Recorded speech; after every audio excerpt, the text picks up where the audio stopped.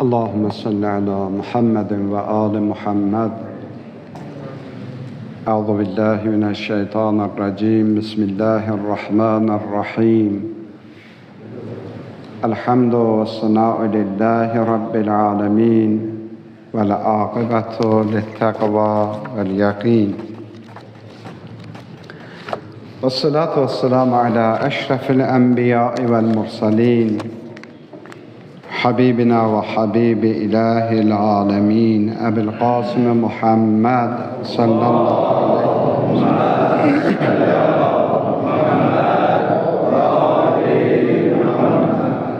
ve ala ehli beytihi teyyibine tahirine ma'sumin ve la'netullahi ala a'daihim ecma'in minel an ila kıyavmi yevmiddin.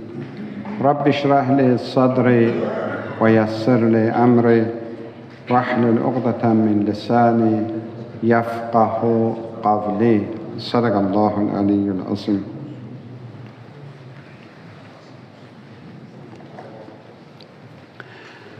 Allah'a sonsuz hamd senalar olsun ki bir daha ömrümüzde mübarek Ramazan ayını yaşamağı ve bu ayın orucun tutmağı, bu ayda ibadet, itaat etmeyi ve bu ayın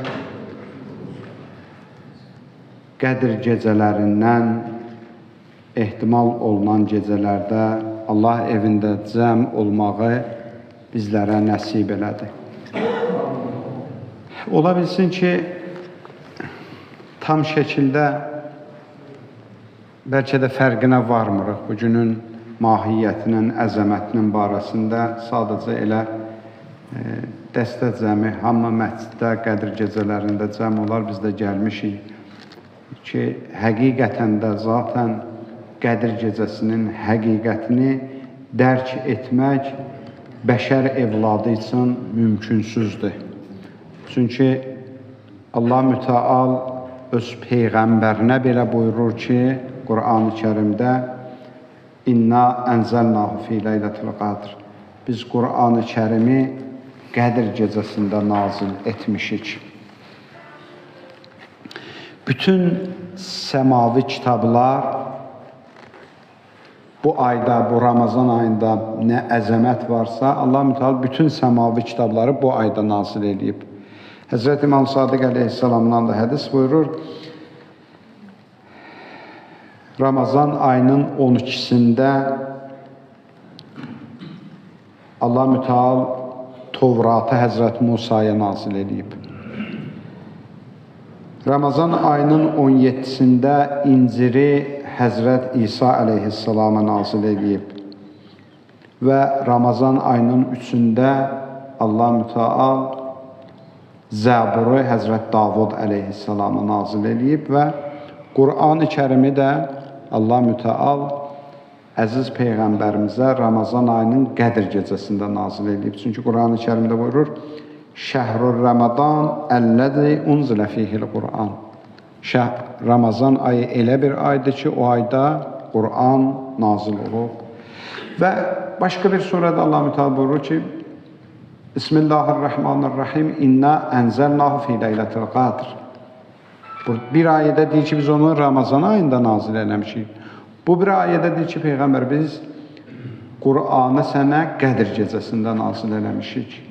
Və ma ədrakə ma leylətul qadr. Peyğəmbər, sən bilə bilməzsən ki, Qədir gecəsi nədir? Yəni, Allah Müteal istəyir deyir ki, Qədir gecəsinin o qədər əzəməti var ki, onun əzəməti, bərəkəti, sirləri mənim yanımdadır.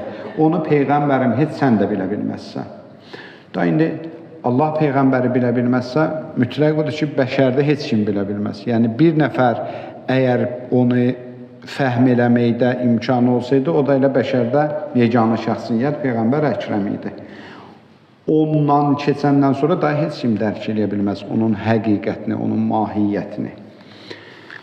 Amma görsənir ki, çox əzəmətli bir gecədir. Ki, Allah Müteal adını da qoyub Qədir gecəsi. Bu gecənin adına da bir xüsusi surə nazil edib, Qədir surəsi. Və dedik ki, Qədir gecəsi bir neçə məna eləyiblər. Allah niyə buna Qədir gecəsi deyib? Bir mənası budur, deyiblər ki, Qədir yəni qədri bilinməli bir gecədir. İnsan müğayət olmalıdır. İnsan başa düşməlidir ki, bu gecə mənim həyatım, mənim taleyim, mənim müqəddəratım həll olunur. İnsafən desək, insan bilsə ki, bu günləri onun müqəddəratı həll olunur, heç istəsə belə gözünə yuxu getməz ki, heç yata bilməz ki insan. Bir nümunə, bir misal çəkək də, bilirsən ki, sabah məsələn 2 nəfər böyük şəxsiyyət görüşəcək, sənin məsələn həll olunacaq orada. Ya yaxşıya, ya pisə. Nəsə bir sənin barında qərar veriləcək, sabah görüşdür. Səhərə qədər adamın gözünə yuxu getməz.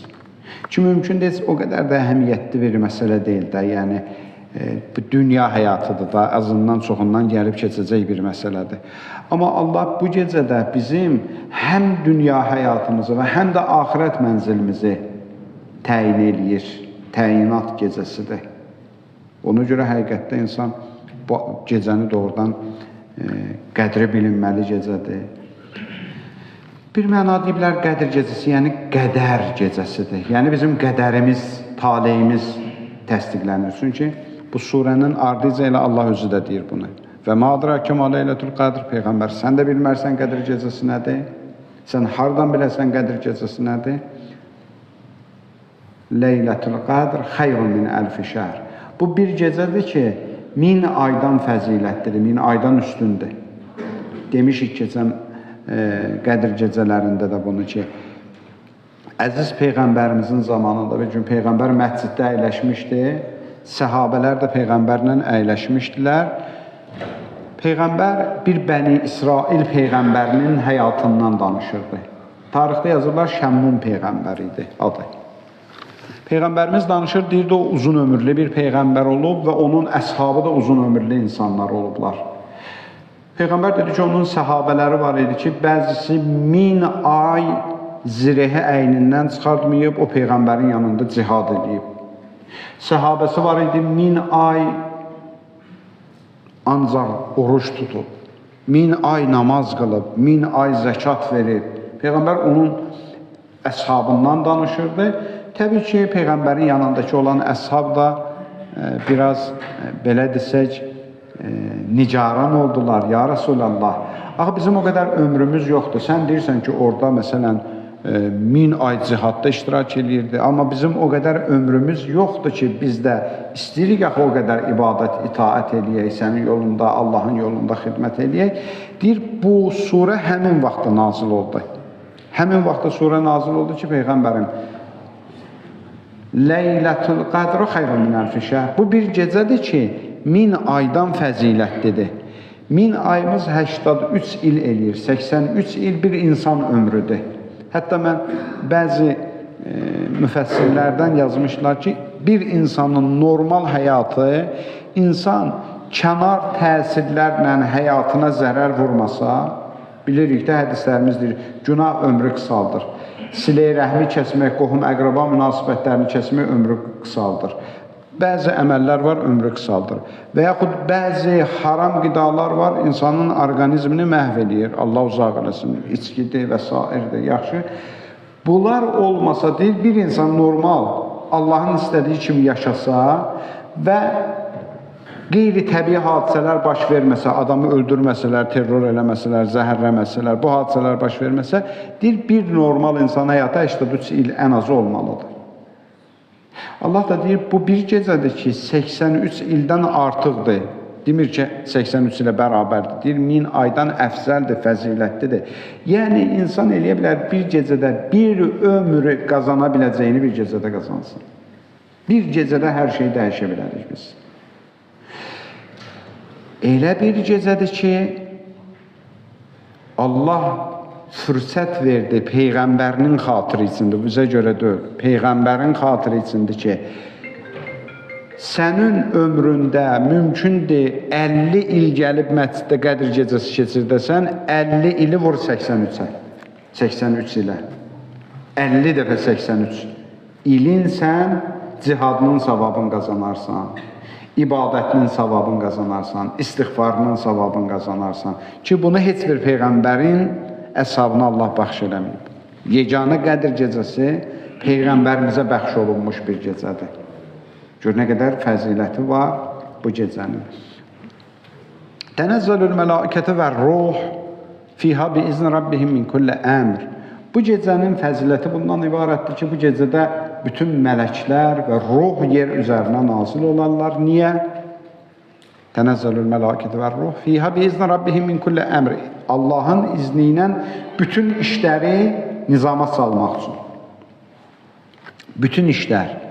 Hamımızın tək-tək, bir-bir hamımızın bir illik müqəddəratı bu gecədə nə olur? Təyinatı olunur.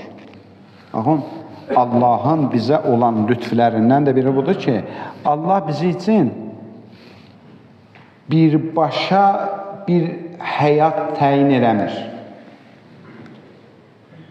Bəzi əqidələr var, bəzi düşüncələr var. Belə düşünürlər ki, alın yazısı, yəni Allah biz üçün bir şey yazır və biz onu dəyişə bilmərik. Lakin belə deyil. Alın yazısı var. Qədər alın yazısı danılmaz məsələdir. İslamın inanclarındandır. Amma bunu düzgün başa düşmək lazımdır. Alın yazısı, demişdik, bir var lövh-i məhfuz, hifz olunan lövhəsi Allahın, orada bəzi şeylər yazıb ki, biz onu dəyişə bilmərik. Məsələn, mən nə vaxt dünyaya gələcəm, hansı şəhərdə dünyaya gələcəm, hansı millətdən olacam, hansı irqdən olacam, hansı dindən olacam, hansı ata-anadan dünyaya gələcəm, bunlar dəyişməzdir. Lövh-i məhfuzda hifz olunan lövhədə bunlar yazılıb. Bir dənə də ilahi lövhə var, adı lövh-i məhvi vəl-isbatdır. Yəni, silib onu təzələmək mümkündür. Allah sən üçün 50 il ömür yazmışdı, deyir, qohum-əqrəbə münasibətlərini çoxalt, səcdələrini uzat, sədəqələrini çoxalt, mən sənin ömrünü artıram. Demək, dəyişiləsi bir məsələdir.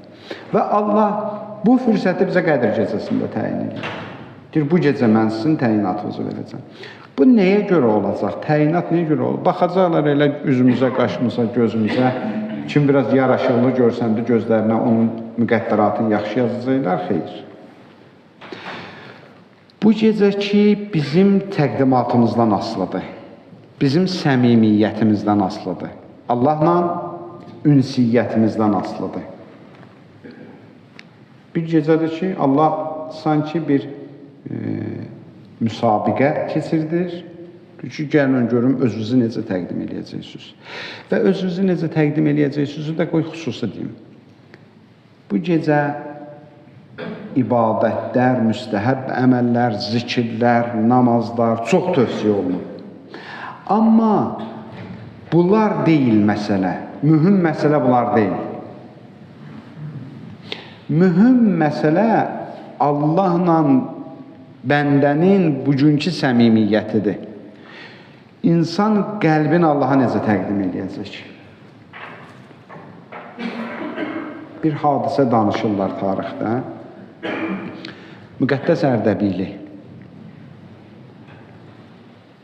alimlərin alimi idi Müqəddəs Ərdəbili. Çox əzəmətli bir alim olub Müqəddəs Ərdəbili.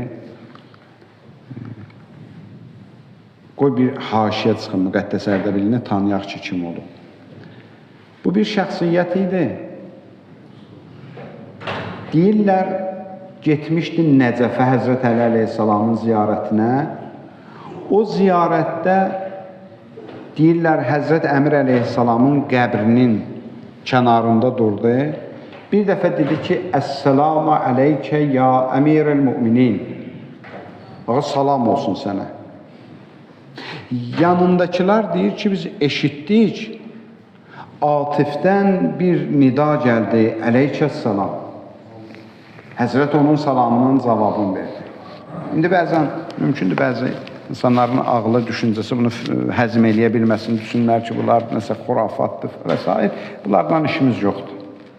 Bunlar inanc məsələsidir. Hər kəsin də qüdrəti çatmır ki, hər ilahi məsələləri həzm eləyə bilsin. Allah qüdrət sahibidirmi? Bəli.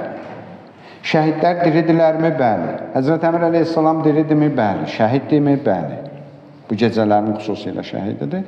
Və Müqəddəs Ərdəbilinin salamının cavabını verib, deyir, yanındakilər sevincək gəldilər onun anasının yanına, Müqəddəs Ərdəbilinin anasının yanına.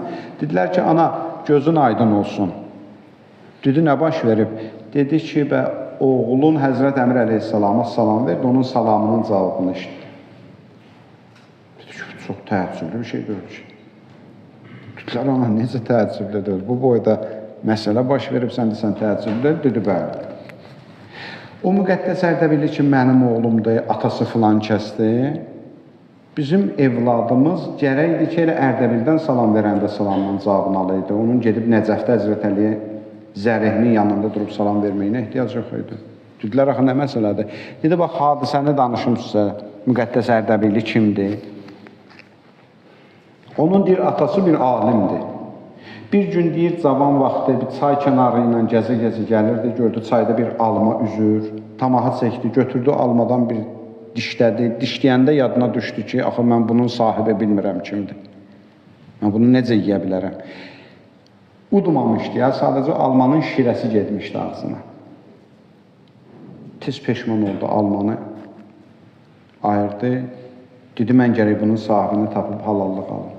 Gəzə-gəzə çay boyu, çayın axarının əksinə gəzə-gəzə gəldi ki, görək, harada bir alma bağı var, gördü bir alma bağı. Çatdı ora, ev sahibini çağırdı, bir kişi çıxdı. Dedi, bəs sənin bağından bir alma düşüb çaya, mən də onu götürüb dişləmişəm, indi gəlmişəm səndən halallıq alım. Həmin kişi dedi ki, səni mən halallıq verərəm, amma şərtim var. Şərtin nədir? Dedi ki, şərtim budur ki, mənim evdə bir qızım var, kardır, kordur, laldır, şikəsdir. Əgər onunla ailə həyatı qursun, mən sənə halallıq verirəm. Bir anlıq fikrə getdi bu Müqəddəs Ərdəbilinin atası. Ki, bir axirət hesab kitabı var, bir də bu məsələni qəbullanmaq var. Ağıllı insanlar heç vaxt axirətə saxlamırlar. Ağıllı insanlar bu cürdürlər. Nəyin bahasına olursa olsun dünyada halallaşmağa üstün tuturlar. Ki, necə Peyğəmbərimizin həyatında var, ömrünün son 3 günündə gəldi məscidə, dedi ki, kimin haqqı varsa boynumda gəlsin halallaşaq. Danışmışdı o da onun barəsində. Bir nəfər istədi, qamçısı var Peyğəmbərə. Dedi, mən razıyam ki, axirətə qalmasın. Axirət hesab kitabı çox inci olacaq, əzizlərim. Biz bəzi hallarda hər şeyi çox elə bizim dinlənsi zarafata salırıq. Gəlb, axirətdə görüşərik, axirətdə halal hesablaşarıq. Belə deyil, belə düşünməyək. Mən ola bilər düşünürəm ki, mən haqlıyam. Birdən saxladıq axirət hesab kitabına. Bəzi hallarda olur da, biri ilə mübahisən düşüb, sən özünü düz bilirsən, o da olsun düz bilir. Gəlirsən, məsələn, bir 2 nəfər, 3 nəfər bir ağıllı adamın yanında oturursan sərə söhbətə, söhbət əsnasında görürsən ki, yox, sən demək, sən düz dövsənmiş. Sənə sübut edirlər ki, sən düz dövsən. İndi birdən məsələ qaldı axirətə, getdim, gördüm ki, doğrudan mən düz dövləm. Dala qayıdış yox, halallıq yox. Onda necə olar vəziyyət? Ona görə ağıllı insanlar elə dünyada halallığı almağa çalışırlar. Müqəddəs Ərdəbilinin atası razılaşdı. Dedi, mən razıyam ki, sənin o qızından evlənim. Bunu indi Müqəddəs Ərdəbilinin anası danışır. Mənim atam özü də bir alim idi. Kəbinimizi oxudu. Müqəddəs Ərdəbili gəldi, otağa daxil olanda qayıtdı dala. Gəldi, dedi ki, bu kəbin batildir. Bu kəbin düzgün oxunmayıb. Niyə? Kəbinin şərtlərindən budur da, xüsusiyyətlər gizlədilməməlidir. Nə var deyilməlidir? Dedi, sən deyirdin ki, kardır, girdim, gördüm, bu qız kar deyil. Deyirdin, kordur, kor deyil. Laldır, lal deyil. Şildir, deyirdin, bir ay parçasıdır. Sən dediyin kimi deyil. Bu kəbin batildir. Atası dedi ki, yox, elə mən necə demişəm, o cürdür. Kardır, heç vaxt qulağı qeybət eşitməyib. Kordur, heç vaxt naməhrəm görməyib. Lalda heç vaxt günah danışmayıb. Şikəsdir, şildir, heç vaxt mənim evimdən icazəsiz bir addım kənara qoymayıb. Deyir, indi Müqəddəs Ərdəbilinin anası mən, Müqəddəs Ərdəbilinin atası da o bir alma üçün kar-kor, şikəst bir xanımdan evlənməyə razı idi. Və deyir, o uşaq dünyaya gələndən bir dəfə olmadı ki, gecə ağlasın, mən qalxım ona süd vermək üçün və yaxud altın dəyişmək üçün dəstəmaz almadan mən ona süd verim. Hər gecənin vaxtında ayıldımsa, dəstəmaz aldım, sonra süd verdim ona. Bu da bir xanımlara nədir? Bir örnəkdir ki, məsələn, bu günləri bir mahnı, bir musiqi qoysunlar uşağı yatıstırmaq üçün, bir xaricin cürbəcür cizgi filmlərini veririk uşaqların əlinə, tək ki, səsi kəsilsin, ana rahat ev işlərini görə bilsin. Və o cizgi filmlərinin vasitəsilə hansı fəsadları ötürürlər sətir altı, onu bir Allah bilir də. Nə qədər fəsadlar şuuraltı ötürürlər bu günləri cəmiyyətə. Körpəliyindən ötürürlər uşaqların. Bu yaxınlarda bir dənə bir qohum evində bir uşağın cizgi filminə baxırdı. Körpə uşaqdır, balaca uşaq. Dedilər, özdə bundan başqasına baxmır. Baxdım, dəhşətə gəldim ki, böyüyün baxa bilməyəcəyi bir cizgi filmidir. Cürbəcür yollarla bu günləri niyə bizim mənəviyyatımızı ayaqlar altına ata biliblər? Mənəviyyat tapdalanır. Xüsusilə şərq, müsəlman ölkələri mənəviyyata, ailəyə, böyük, kiçiyə bağlı bir cəmiyyət idi. Niyə bunlar tapdalanır, arxadan gedir? Niyə hamı deyir ki, 20 il bundan qabaq avtobusa minəndə, metroya minəndə 5 yaş özündən böyük üçün ayağa qalxırdım. Bugünün gənci deyir ki, niyə mən yerimdən qalxmalıyam, pulumu vermişəm? Hər şey gətirdilər, hüquq üstündə istədilər nizamlasınlar. Qadın hüquqları, ailə hüquqları. Başa düşmədilər ki, mənəviyyat hüquqları həmişə üstəliyir. Ola bilər ki, bu şey sənin haqqındır. Amma ədəb nədir bəs? Ədəb ki, öz yeri var.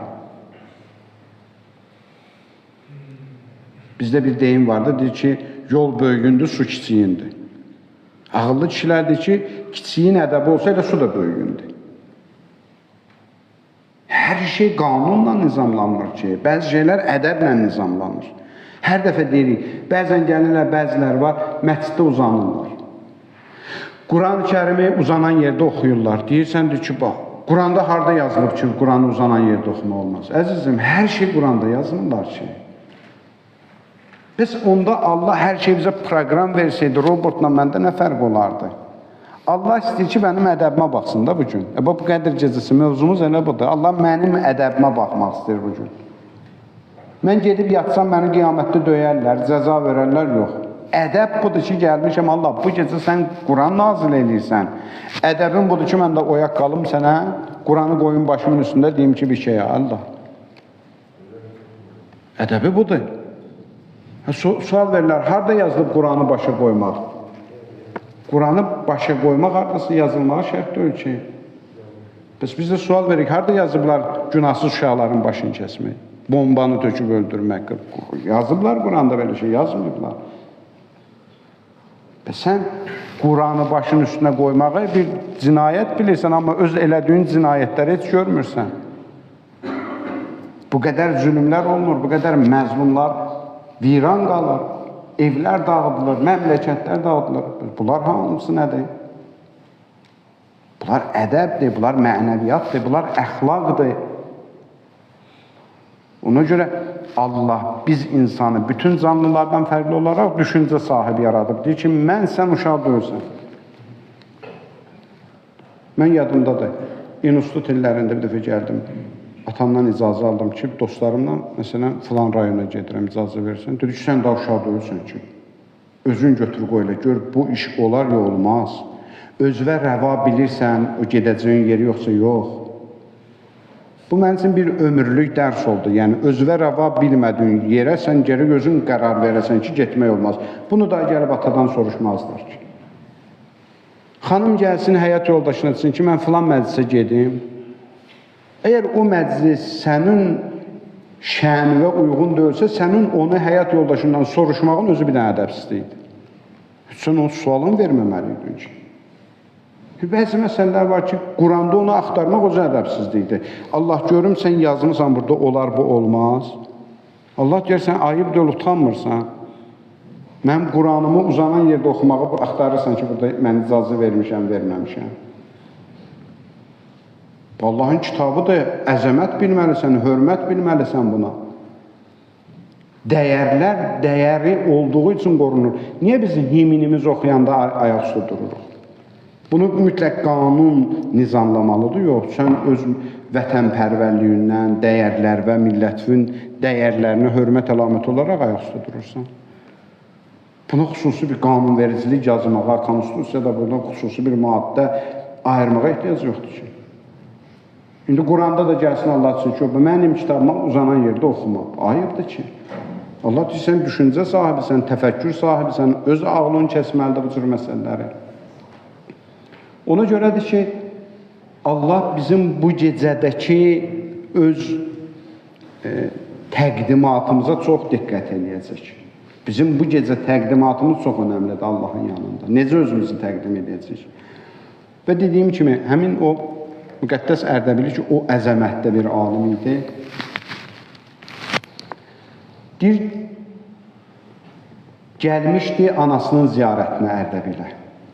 Gəlmişdi anasının ziyarətinə Ərdəbilə. Gəldi, anasını ziyarət elədi, anasından hal-əhvallaşdı. Ondan sonra dedi ki, anacan, mənə icazə ver, burada, bu şəhərdə bir nəfər filankəs adlı bir filan adam var, mən gedib onu da ziyarət eləməliyəm. Anası dedi ki, oğlum, amanın günüdür, getmə o qapıya.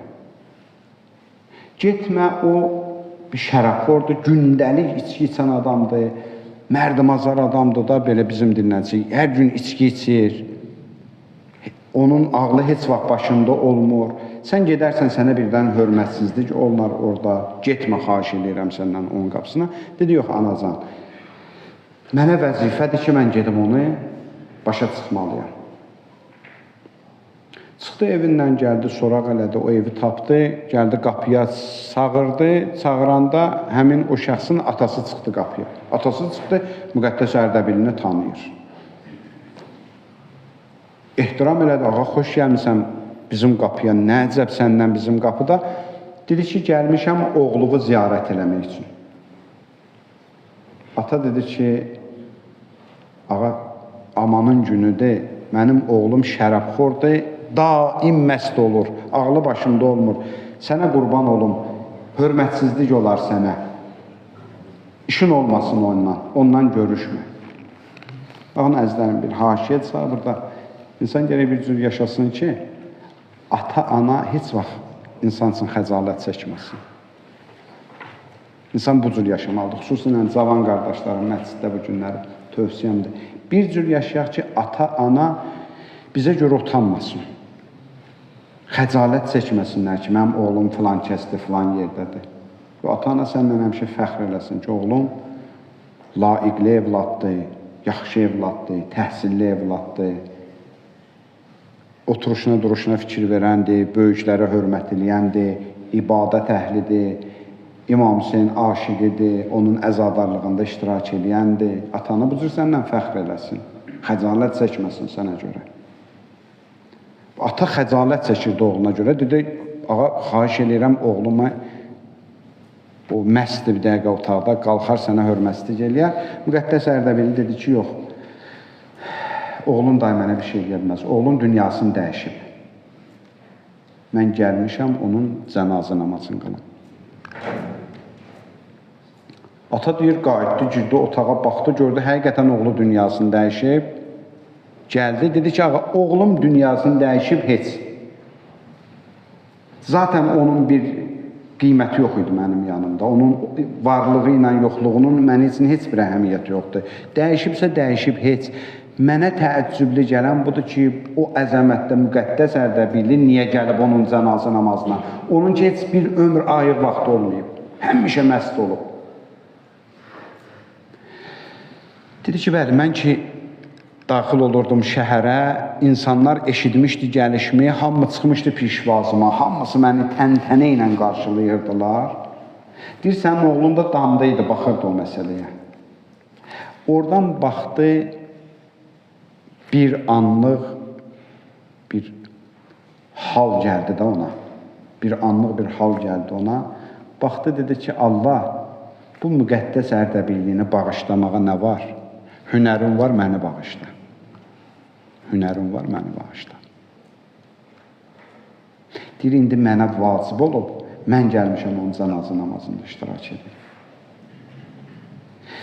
İndi bu gecə bu qəlblə özümüzü Allaha tanıtdırıq. Allah bu günləri yaxşı bəndələr və mömin bəndələr bu bağışlamağa nə var ki? Bütün günah girdabının içində bir dənə də bəndun qoşulub sənin bu yaxşı bəndələrə gəlib məclisdə. İndi hünərdir məni bağışlamaq. Məni kimi günahkarı bağışla, nümunə olsun bütün bəşər nəhlinə. Hamısına göstər ki, bax, mən bu cür günahkarı da bağışladım. Mənim rəhmətim belədir, mərhəmətim belədir. Mən bu cür günahkarda qapıma gəlsə qaytarmıram, bağışlayıram. Ona görə də bu gecələrdə, əzizlərim, xüsusi tövsiyə olunub bizlərə nə? Allahla səmimi bir məsələni qurmaq. Allahla bir səmimiyyət yaratmaq. Allah gəlmişəm və günahkaram və bilirəm və əli boş gəlmişəm bu gecə qapıla. Ziyafətullahdır, qonaqlıqdır, dəvət eləmişəm. Mən gəlmişəm, amma əli boş gəlmişəm. Həzrət Səlman dünyasını dəyişəndə Həzrət Əli əleyhissalam gəldi, onun kəfəninin üstünə bir cümlə yazdı. Yazdı ki, Səlman, qəbrin əvvəl gecəsi, gəlsələr, səndən soruşsalar ki, Səlman, nə gətirmisən? Cavab verərsən ki, kərəm qapısına gələn əli boş gələr. Dinən heç neyim yoxdur. Səlmana deyirdi bunu ya. Bir ömür Peyğəmbərin yanında, bir ömür Həzrət Əmr əleyhissalamın yanında can fədaillərindəndir Səlman. Ona belə deyirdi ki, dinən mən əli boş gəlmişəm. Bugün də biz gəlirdik ki, Allah, biz də əli boş gəlmişik. Amma günah yükü ilə gəlmişik. Bugün gəlmişik bağışlanmaq üçün, amma bugün gəlmişik başqa cür bağışlanaq. Bir cür bağışlanmaq üçün gəlmişəm ki, Allah, mümkündür bağışlayasan. Amma elə gəlmişəm, bir cür bağışla məni ki, utandırma. Elə bağışla məni ki, utandırma. Görərsən, bir dostla bir sözün olar, keçərsən için, amma bir üzvə vurar, sonra keçər. Deyə, bu filan işi gördün, gərək görməyəydin. Bir də görürsən, bir geniş qəlbli bir dost olur. Adamı elə bağışlayır, özünü elə aparır ki, güya ki, elə günahkar özü idi. Heç sənin günahın yoxdur. Bilirsən, sən səhv eləmişsən. Amma elə eləyir ki, güya ki, heç sənin səhvin yoxdur. Deyir, bu gecə Allahdan bunu istəyir. Deyir ki, Allah, məni bağışla, amma elə belə bağışlanmaq istəmirəm. Elə belə gündə gəlməmişəm ki, qapıla. Adı günlərdən deyir ki, mən tövbə edeyim, sən də mənə bağışlayasan. Bu gün xüsusi bir gündür. Bu gün aləmlər qarışıb bir-birinə, dəyib bir-birinə. Dünyanın nizamını qarışdırmışsan bu gün məni bağışlamaq üçün. Bu günü məni bağışlamaq üçün təyin eləməmsən, mən də gəlmişəm, bunu istəyirəm səndən. Elə bağışla məni ki, heç utandırma. Heç qiyamət hesab kitabında yadıma da salma nöqsanlarımı. Orada da sənlə üzbəüz gələndə xəcalət çəkmək istəmirəm. Peyğəmbərimin yanında utanmaq istəmirəm. İmamların yanında utanmaq istəmirəm. O zəvvarı olduğum imamlar var idi ya. İmam Hüseynin ki, mən göz yaşı tökmüşdüm. İstəmirəm bu gecə gəlmə. Utanım məndə. İmam Hüseynin yanında məni utandırma. Bu gecə deyək ki, Allah, biz gəldik, bu qədərini biz bacardıq, bura qədər gəlməyi biz bacardıq. Bundan o izəsi sənin öhdündədir. İndi mən bir cür bitər, bir illik çirkabın içində çapalayıb, bura gətirib çıxarmışam özümü. İndi Allah, sən tut mənim əlimdən. Sən tut mənim əlimdən ki, mən daha bir də çıxmayım, bu yoldan ayrılmayım, bir də o günah girdabına düşməyim. Bir alimlərdən birinin sözüdür. Böyük alimlərdən birinin sözüdür. Ona görə cəsarətli olsa mən deyəcəm. Deyirdi ki, adətən insanlar gəlir bugünkü gündə, deyirlər ki, Allah, mən bu gecəni fürsət bildim və gəldim. Həmin alim deyirdi ki, mən qədr gecələrində demirəm, Allah, mən fürsət bilib gəlmişəm bu gecəni. Deyirəm ki, Allah, mən gəlmişəm, sənin üçün fürsətdir ya. Allah, sənin üçün fürsətdir. Tut əlini. Böyük sözdür ya. Allah, sənin üçün fürsətdir. Mən azsam nə itirəcəksəm, mən qayıtsam nə olacaq? Amma mən açsam bədbəxt olacam, sənin üçün fürsətdir, gəlib çıxmışam tut əlimdən. Buraxma məni dayı. Axı mən bədbəxt oluram. Mən ayrılsam məhv oluram, həyatım məhv olur, axirətim məhv olur. Axı sən də istəmirsən mən yanım. Sən məni yanmaq üçün xəlq eləməmsən ki, sən məni sevərək xəlq eləmirsən. Amma bilirsən də zəifəm, iradəm zəifdir.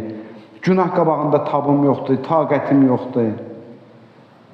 İbadətə o şövqüm yoxdur, zəifəm ibadətlərin qarşısında. Gəlmişəm bu gecə Allah bunları sənə etiraf eləmək üçün. Bu gecə mənim əlimdən sən tutacaqsan. Və bu gecə 19 Ramazan Həzrət Əli əleyhissalamın zərbətləndiyi gündür. Bu gecənin şəhidindən Allah keçmir. Bu gecə bütün andlarımızı verək Həzrət Əli əleyhissalamın xatirinə. Çünki rəvayətdə var bir gün Peyğəmbərimizin yanına gəldi Həzrət Əli əleyhissalam. Gəldi Peyğəmbərimizə xitabən dedi ki, ya Peyğəmbər sənə fəda olum, namazda mən üçün dua ilə Allah məni bağışlasın. Baxın, o kişilər ki, məsumdular, heç bir dəfə günah zehinlərindən belə keçməyib. Amma daim özünü günahkar bilirdilər. Peyğəmbərimiz buyururlar ki, hər gün 70 dəfə istiğfar edirdi. Peyğəmbər günah edirdi, haşa nəuzubillah. 70 dəfə bəs nəyə günah istiğfar edirdi, nəyə tövbə edirdi Peyğəmbər? Tövbəsinin səbəbi nə idi? Tavazukarlıq. Yəni, Allah mən özüm bir şey bilmirəm. Bəzən bizə deyirlər, abi, gedirsiniz, qəbirləri ziyarət edirsiniz, imamları ziyarət edirsiniz. Niyə Allahı qoymusunuz, İmam Hüseyndən istəyirsiniz, Həzrət Əbəlfəzdən istəyirsiniz? Bunun cavabı budur, təvazukarlıq. Yəni, Allah mən özüm bir şey bilmirəm, ha, həddim də öl birbaşa sənə deyim. Üzüm qaradır, ona görə üzümə üz tutub gəlirəm qapıva. Məsumları üzümə tutub gəlirəm qapıva. Mənim öz üzüm yoxdur ki, səndən daha nə xahiş edeyim, nə qədər tövbə edib sındırmışam, nə qədər tövbəmi sındırmışam mən. İndi day nə deyim sənə mən? Day utanıram da sənə deməyə gəlmişəm ki, mən Həzrət Əbəlfəzlə deyim dərdimi. O mən üçün məğfirət diləsin Allahdan. Və bu günə Həzrət Əmir əleyhissalamı deyək. Gəldi Peyğəmbərə, dedi ki, Peyğəmbər, məni üçün dua ilə Allah məni bağışlasın. Deyir, Peyğəmbər durdu, 2 rükət namaz qıldı, getdi səcdəyə. Səcdədə dua elədi. Allahümmə xfirli Əli bihaqqı Əli. Allah bağışla Əlini, sənə and verirəm Əlinin haqqını. Həzrət Əmir əleyhissalam dedi, ya Rasulallah sənə fəda olun, mən deyirəm, mən üçün dua eləsən, mənim haqqımı Allah and verirsən. Dedi, Əli can, Allahla mənim aramda səndən əziz bir şəxs yoxdur ki, mən ona and verim. Bizim ikimizin arasında ən əziz şəxsən. İndi bugün biz də gedək o əziz şəxsin qapısına ki, bu gecə 19 Ramazan onun zərbətləndiyi gündür. Namaz halında, mihrabda, sübh çağı o həzrəti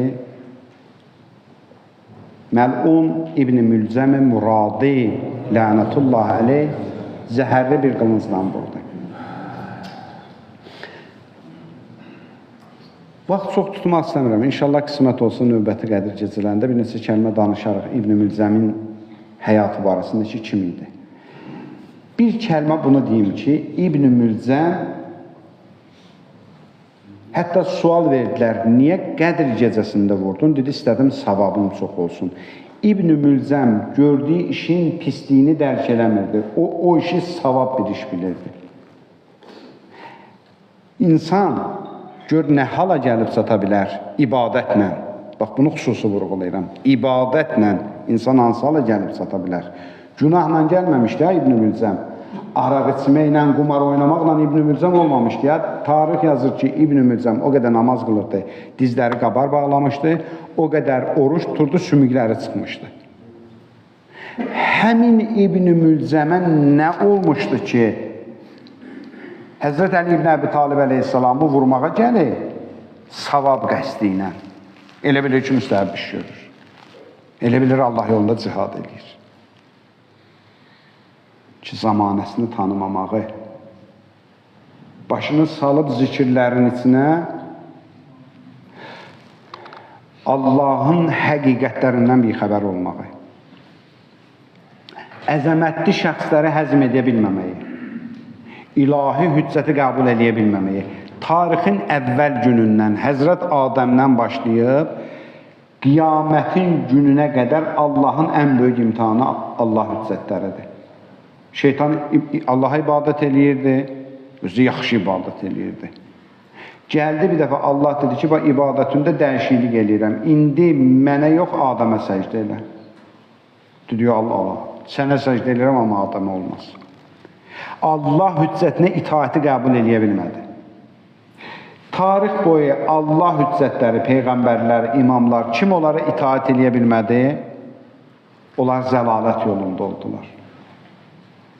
İbn-i Mülzəm və İbn-i Mülzəm əqidəsində olanlar da Həzrət Əli şəxsiyyətini həzm eləyə bilmirdilər. Peyğəmbərimizin barəsində var, onun ən böyük düşmənlərindən biri kim idi Peyğəmbərimizin? Əbu Cəhl idi də. Əbu Cəhl deyir ki, deyirlər ki, bu Peyğəmbərdir də Əbu Cəhl, sən bununla döyüşürsən. Deyir ki, and ola Allahın, indi öz Allahını and etsin də, Lata and etsin də, Uzzaya and etsin də, öz Rəbbiləri var idi onlarında. Deyirdi, and ola məsələn Lata, and ola Uzzaya, mən bilirəm ki, bu kişi Peyğəmbərə nişan verirdi. Bu dəqiqə desə ki, dağın dalında düşmən hazırdır, hücuma keçəcək, mən şəkkim yoxdur, inanıram. Və bu kişi deyir ki, mən Allah Rəsuluyam, inanın ki, yalan danışmağına mənim bir zərrə etimadım yoxdur. Bilirəm də yalan danışmır. Tütlə bədbəxtçilik gün nədir? Deyirdi, həzm eləyə bilmirəm, Qureyşdən biri gəlsin mənə rəhbərlik eləsin. Mən bunu həzm eləyə bilmirəm, etiraf edirdi. Tarix boyuda o insanlar ki, əzəmətli insanları həzm eləyə bilmədilər, zəlalətə uğradılar. Problem burada oldu. Məsumları həzm eləyə bilmədilər. Allah hüccətlərini həzm eləyə bilmədilər. Həzrət Əli əleyhissalamın namaz qıldığında bu gecənin zikrindir, hamılığına bir yerdək. Allahümmə lə-ənqətədə təmirül müminin. Allah Əli əleyhissalamın qatillərinə lənət eləcinə. Amma diqqət eləyək məsələyə, bu zikirdə biz nə deyirik? Demirik ki, Allah İbn-i Mülzəmə lənət eləcinə. Niyə bu zikri İmam Sadiq əleyhissalam öyrədəndə bizə deməyib ki, İbn-i Mülzəmə lənət oxun? Qatil İbn-i Mülzəmdir də. İmam deyir ki, Allah Əli əleyhissalamın qatillərinə lənət eləcinə. Yəni, tək İbn-i Mülzəmin işi deyil məsələ. Nədir məsələ? O dövrün laqeyd cəmiyyəti hamısı İbn-i Mülzəmlə bərabər. Əgər bir cəmiyyətdə İbn-i Mülzəm qalxıb Allah hüccətini öldürə bilirsə, o cəmiyyət hamısı günahkardır. Gör, nə qədər laqeyddirlər ki, İbn-i Mülzəm buna cəsarət tapır. Nə qədər laqeyddirlər ki, Muaviyə gəlir İmam Həsəni şəhid eləyir. Nə qədər laqeyddirlər ki, Yezid gəlir İmam Hüseyni qətl eləyir. Ən azı 30 minin gözünün qabağında. İndi hamısı cinayətkardır, hamısı günahkardır mı? Yox. Bəli. Və tarix bu cür davam edir. Bütün dövrlərdə, bütün zamanlarda, hər vaxt bir zalim, bir məzlumu qətl edir və qalan cəmiyyət buna seyirci olaraq hətta bəzi hallarda məzlumun əleyhinə zalimin tərəfində durmaqla fikir formalaşdırır, fikrini ortaya qoyur. Qiyamətdə elə o da İbn-i Mülzəm cərgəsindədir. Ehtiyac yoxdur ki, bu günləri imamı mənim gözümün qabağında qətl eləsinlər. Mən də öz mövqeyimi göstərim ki, ya imamın yanındayam, ya onun qarşısında durmuşam. Fərqi yoxdur. İmam yəni haqq. Hər vaxt haqq var, haqq əzilir və sən haqqın yoluna, haqqın cərgəsindəsənsə, eyni İbn-i Mülzəmsən. Buradakilərdən uzağa ümumi bir fikir edirəm mən. Mən bu cür olsam, mən bir İbn-i Mülzəməm.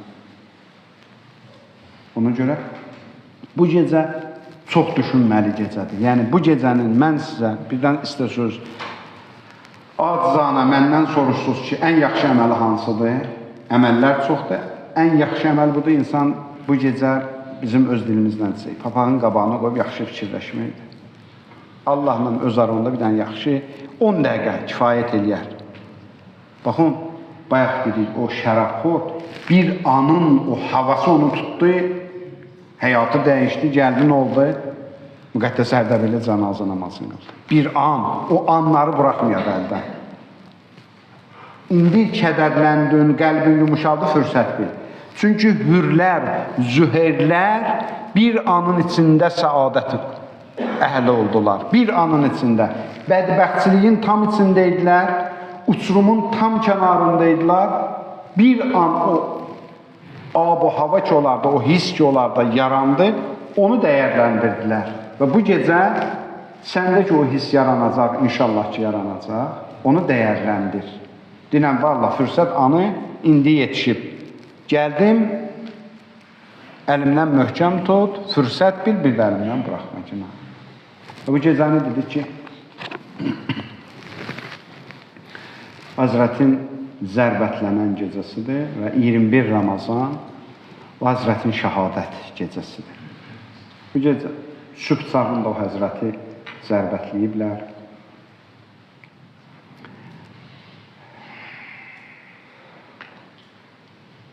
Həzrət Əmr əleyhissalamı namaz halındakən vurdular. Deyir,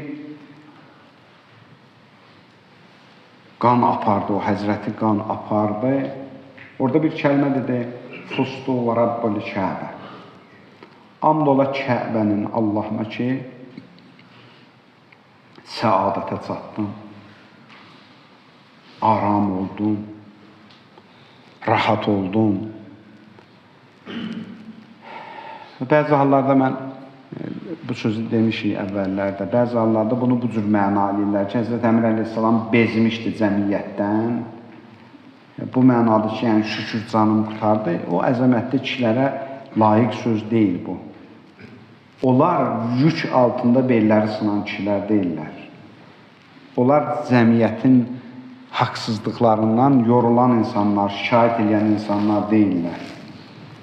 Bir dəfə o Həzrətin tarixdə var, bir dəfə Peyğəmbər zamanında o ki, haqqı tapdanırdı.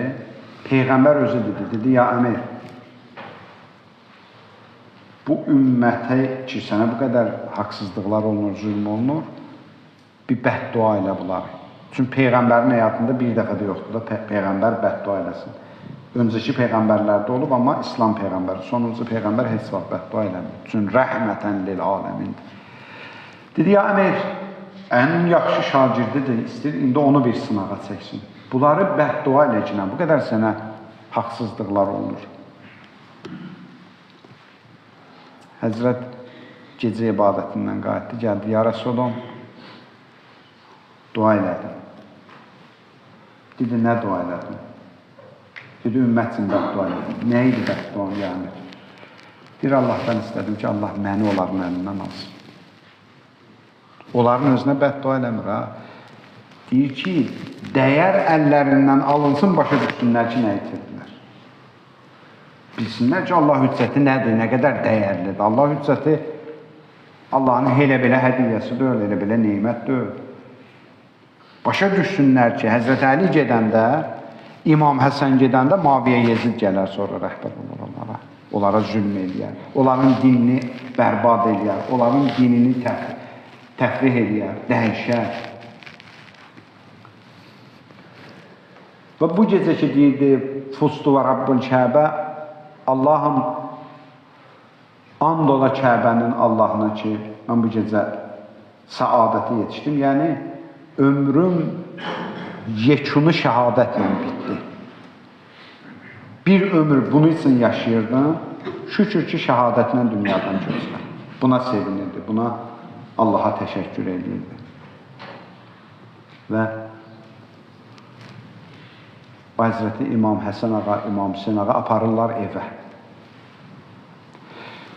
qoluna giriblər, qan aparır həzrəti, huşdan gedir, güc taqəti qalmayıb. Deyirlər, gəldi evin qabağına çatanda Həzrət Əli əleyhissalam dedi ki, oğlum Həsən Hüseyn, məni qoyun, istəyirəm öz ayağımdan evə daxil olum. Dedilər, atacan sənin axı taqətin yoxdur, öz ayağının üstündə evə daxil olmaq üçün sənin taqətin yoxdur. Burada ki, yox. İcazə verin, mən evə öz ayağımdan daxil olum. Çünki qızım Zeynəb bir dəfə xanım Zəhranın o yaralı halını görüb, istəmirəm məni də bu halda görsün. Da onun taqəti buna qalmaz.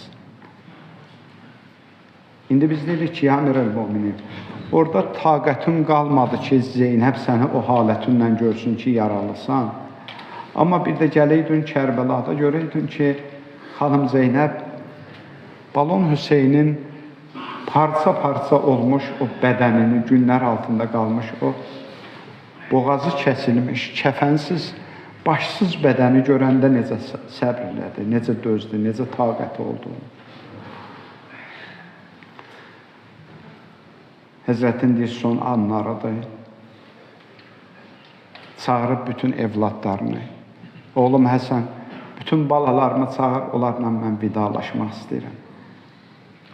Bir Həzrət Əmr əleyhissalam açdı gözlərini, baxdı, gördü. İmam Həsən buradadır, İmam Hüseyin buradadır. Xanım Zeynəb salamullahi aleyhə buradadır, evladlar buradadır. Bir də baxdı, gördü Həzrəti Əbəlfəzli yoxdur. Dedi, bəs oğlum Həsən, qardaşın Əbəlfəz hardadır? Dedi, atacan, mən çağırmışdım, indi baxaram.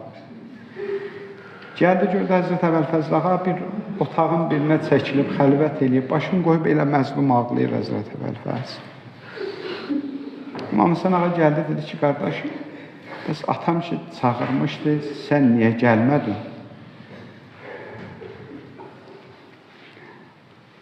Dedi, qardaş, Həsən, orada Fatimə balaları cəm olub, mən xəcalət çəkirəm, mən özümü onlarla bir cərgəyə qoyam. Mən özümü layiq bilmirəm, mən sizin nökərinizəm. Həzrət Əli balalarını çağırıb, mən özümü onun balalarının nökəri bilirəm, mən onun balaları ilə bir cərgədə dura bilmərəm. Dedi, yox, atam dəvəti var, gələsən gələk. Dilər, Həzrət Əbəlfəz gəldi, ədəblə gəldi, oturdu ayaq tərəfində. Həzrətin ayaqlarından öpdü, dedi, atacan, əmr eləmişsiniz, gəlmişəm, dedi, oğlum Əbəlfəz yaxın gəl, yaxın gəl. Çağırdı İmam Hüseyin əleyhissalamın, tutdu əlindən, Həzrət Əbəlfəzin əlindən. İmam Hüseyin ağamın adətən ata əzizləri necə olar? Vidalaşanda, vəsiyyət eləyəndə kiçik oğlu böyük oğula tapşırır.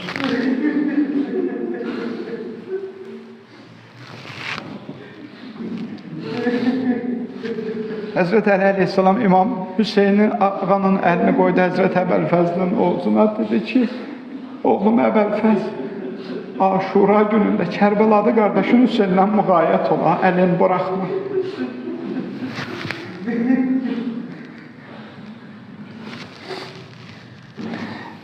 Deyirlər, Həzrət Əbəlfəzlin qollarını qələm ediblər, atdan düşüb, elə ki, İmam Hüseyin ağa gəldi başının üstünə, bir xəcalətlə başını qaldırdı, üzün Nəcəfə sarı, dedi, atacan, ya Əmirəl-Möminin, şahid ol, əllərim yoxdur ya, olsaydı əllərini buraxmazdı.